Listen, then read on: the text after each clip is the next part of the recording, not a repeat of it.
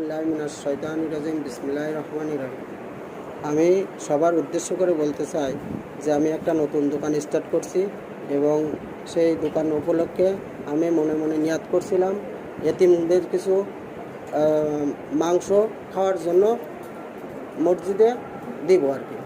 সেজন্য আমি মনে মনে নিয়াত করছিলাম। সেই নিয়াতটা আল্লাহ সুবহানাহু ওয়া তাআলা কবুল করছে এবং সমস্ত শুকরিয়া আল্লাহ সুবহানাহু ওয়া তাআলা, এবং আল্লাহ রাজি হয়েছে বিধায় আমি এখানে আসছি। এবং এই মাদ্রাসা তালা উপজেলা, তালা থানা, তালা বাজারের বড় মাদ্রাসা এতিমখানা, এখানে অনেক বাচ্চারা পড়ে, অনেক এতিম ছেলেরা পড়ে। তাদের উদ্দেশ্য আমি এখানে একটু মাংস খাওয়ার জন্য নিয়ে আসছিলাম।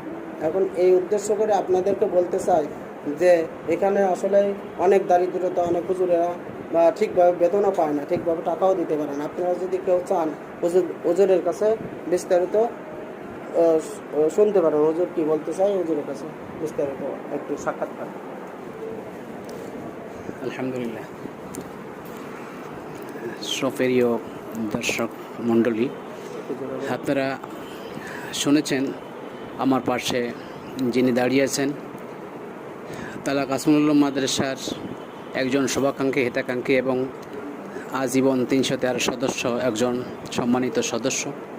উনি বরাবরই মাদ্রাসার দিকে বিশেষ লক্ষ্য রাখেন এবং বিভিন্ন সময় মাদ্রাসা অথবা মসজিদ সংক্রান্ত কোনো বিষয়, কোনো সহযোগিতার প্রয়োজন হলে তার কাছে গেলে তিনি অনেক তার স্বার্থ অনুযায়ী কিন্তু তিনি সমর্থন করে দেন, সহযোগিতা করেন।